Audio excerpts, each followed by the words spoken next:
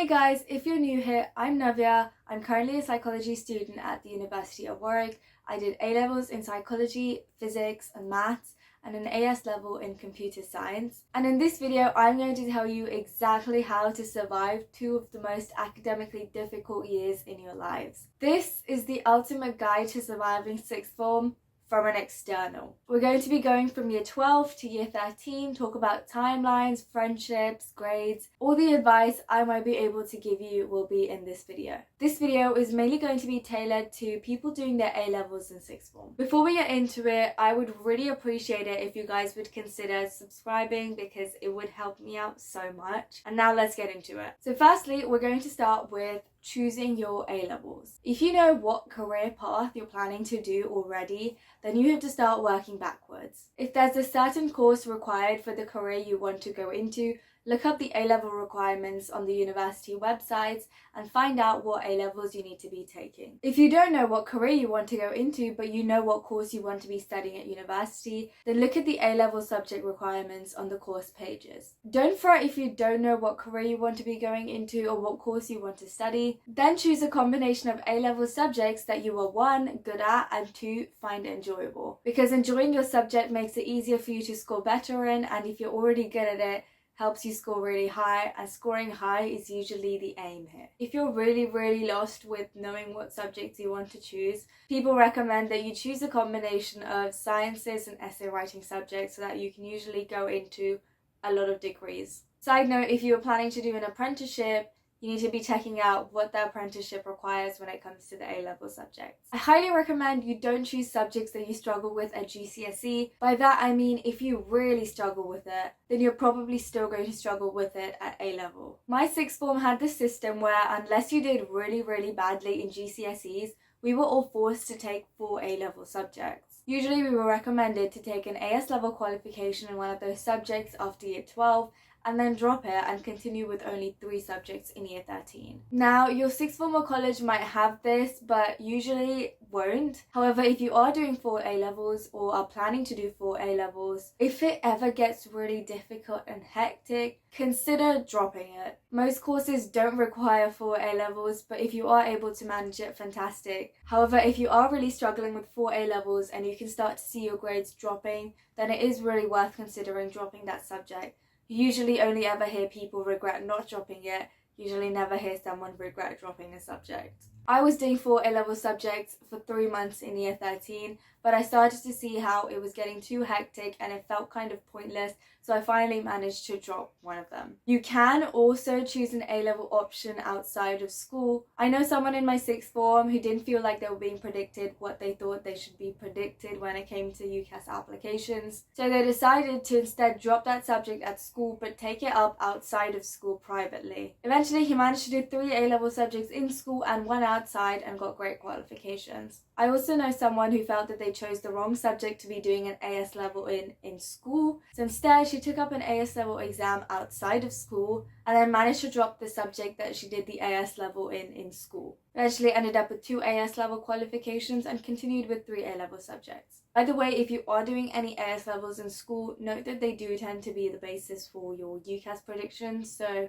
focus on studying well for them. Number 2 is to set some academic goals at the beginning of sixth form. Many sixth forms and colleges will predict you an A-level goal to be aiming for based off your GCSEs. You can do something similar, but try not to underestimate your capabilities. Even if you don't do well in GCSEs, there's nothing wrong with trying to push yourself to do better at A-levels, despite whether or not your teachers might think you can do that well or not. Although your teachers might have seen you from a young age, it doesn't mean that what they say is the truth. I know so many people who were underestimated by their teachers, even myself, and we managed to do better than our teachers thought we would. So don't get discouraged and believe in yourself. This is a graph that one of my physics teachers showed our class during one of our classes in year 12. It's this idea that A-levels are not always linear. Some A-levels may have a straight graph where with time your abilities increase. However, some A-levels are a bit different. He called physics one of these A-levels,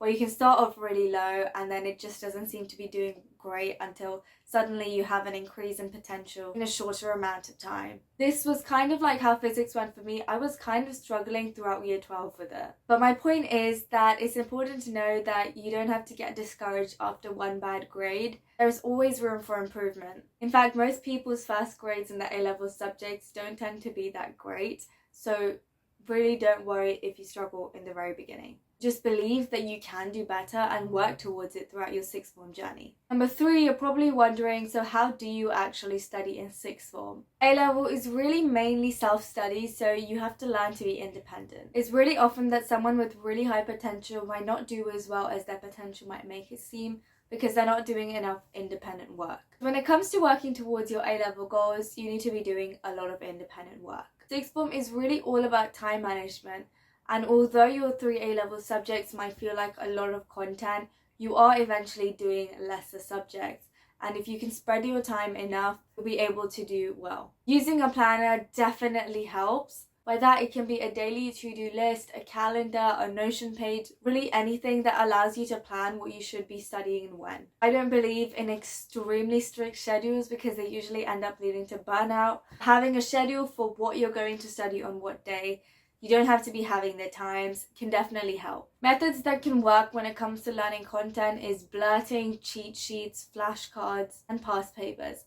These are all active recall methods and they usually tend to do way better than passive methods. The way you might study for different A-level subjects tend to be usually different because subjects are different. Everyone studies really differently, everyone's got their own unique way of studying, so you need to be able to test and find out which method really works for you. It's the same with making notes. I cannot tell you exactly how to study because notes might work for some people and they might not work for others. For example, the only subject I ever kind of made notes in was psychology, but those weren't really notes, they were usually cheat sheets.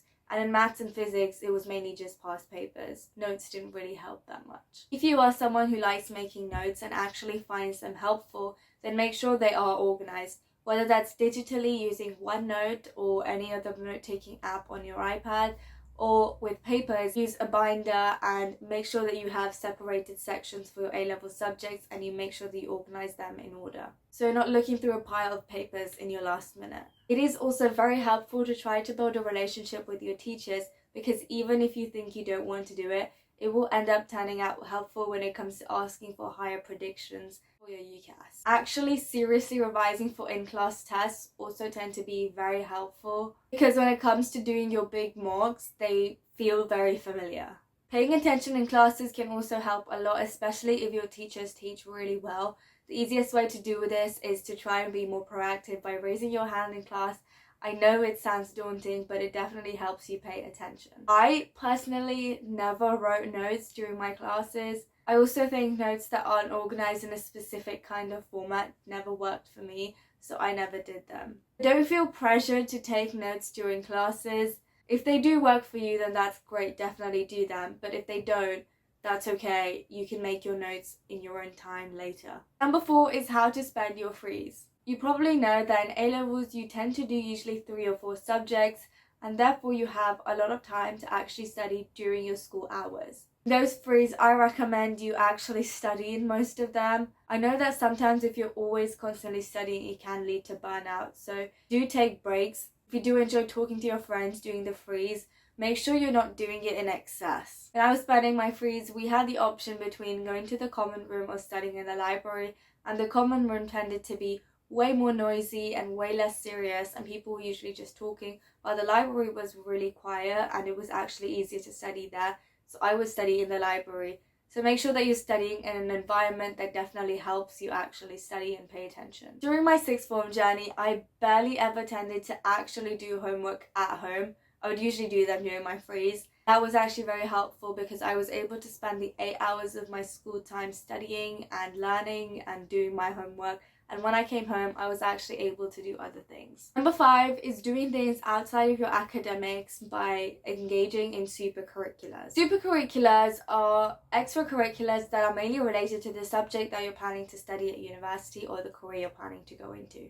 Extracurriculars don't matter as much at this point, And if you were that kid who used to do so many extracurricular activities like playing an instrument, doing some form of dance, they don't hold that much weight when it comes to your UCAS applications. What does carry a lot of weight is the supercurriculars, extracurriculars that are directly or indirectly related to your subject. For example, if you're planning to study psychology, working in a mental health setting, if you're planning to study medicine, maybe working at a clinic, if you're planning to do finance, maybe a banking internship, and so on and so forth. If you are unable to get any actual work experience, there are other ways to show that you have experience in this field when you're writing your personal statement. For example, reading books, doing a MOOC, which stands for Massive Open Online Course, engaging in your own projects and doing some of your own research. If you aren't able to get work experience related to the course that you want to be doing, that's okay. You can always take up work experience and try to show that your transferable skills will still be relevant in the course that you want to be doing. Prioritize these over extracurriculars. Extracurriculars barely ever make up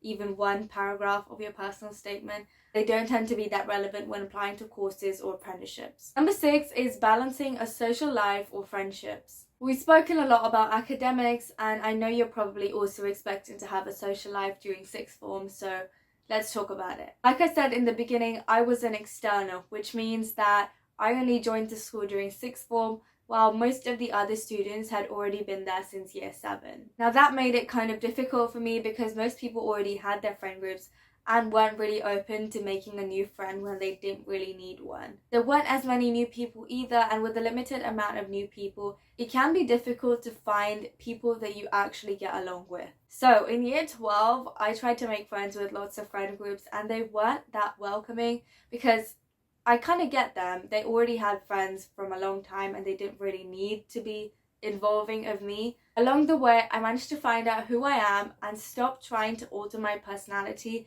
to fit the standards of other people in the school. If you are an external like me, I truly suggest sticking to just being yourself and not trying to change for other people, because the harsh truth is not everyone is meant to be friends, and that's okay. I was surprised to learn how quite a lot of people didn't actually end up being friends after sixth form. Eventually, I managed to graduate sixth form with one lifelong friend that I really enjoy the company of. Be true to yourself, don't give in to the pressure, and at the end of the day, it's only 2 years, so try to stay out of the dramas, try to stop forcing yourself on friendships.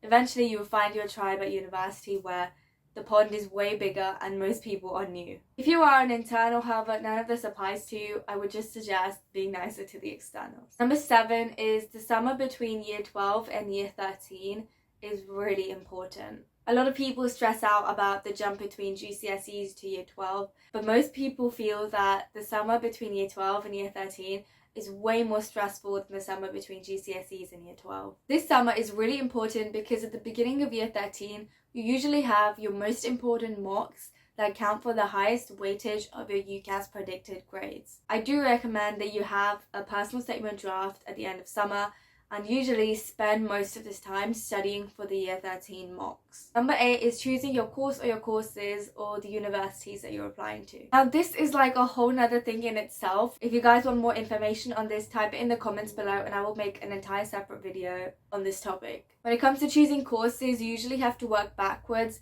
Think about what kind of jobs or career you'd like, and then think about what course will give you the best advantage when it comes to applying for that job or those careers. When choosing your 5 universities, you usually tend to have 1 safety, 2 or 3 choices at the grades that you're predicted, and 1 or 2 aspirational choices. Again, this process is way more complicated. If you would like a separate video, say the word and I'll make it. Number 9 is making sure you know of the UCAS timeline. Mark it on your calendars, mark it on your planners. Do not forget the next deadline. Giving you a timeline now, around the 15th October will be the deadline for the universities of Oxford and Cambridge and most courses in medicine, veterinary science and dentistry. 14th of January is the deadline for all undergraduate courses except the ones I just mentioned. 26th of Feb is when UCAS Extra opens. UCAS Extra is a process where if you get rejected by all of your universities or decline all your places, you can apply to an extra university. Again, this is more related to the UCAS process. If you would like a UCAS process separately, say the word and I'll make it. 4th of July is the end of UCAS Extra. Apprenticeships tend to have their own deadline, so check for these before you apply. Number 10 is knowing about your UCAS predictions. These are the predicted grades that universities will look at your application with and decide whether or not to give you an offer. These predictions are so important if you're not planning to take a gap year, arguably almost as important as the A-level grades. These are usually done on the basis of your mocks. However, if you feel that you're not predicted as high as you would want to be, these are where your class tests can be important to show your teachers that your ability is higher than you might have performed in your mock. Don't give up when asking teachers to raise your predictions. Don't give up immediately. Firstly, ask them if they're willing to raise your prediction based on your performance in your class test. If not, ask them if they're willing to give you the opportunity to write another test to prove that you're capable. But definitely don't just give up on the first try.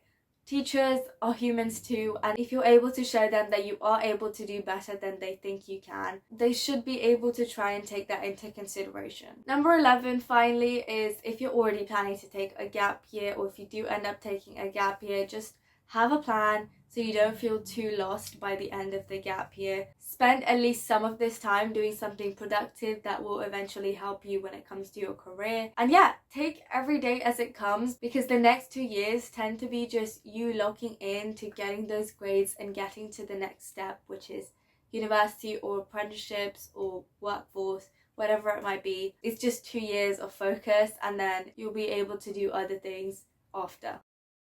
So that was all the advice I have for you today. If you have any questions, drop them in the comments below and I will do my best to answer them. If you would like any other videos explaining other concepts, then do drop them in the comments as well. I will do my best to try and make them. Okay, if you made it this far, thank you so much for watching. I hope at least one thing in this video was helpful. Again, I would really appreciate it if you guys would consider checking out my channel and subscribing. It would help me out so much. I hope you plan to stick around, and if you do, I hope to see you next week. For now, bye.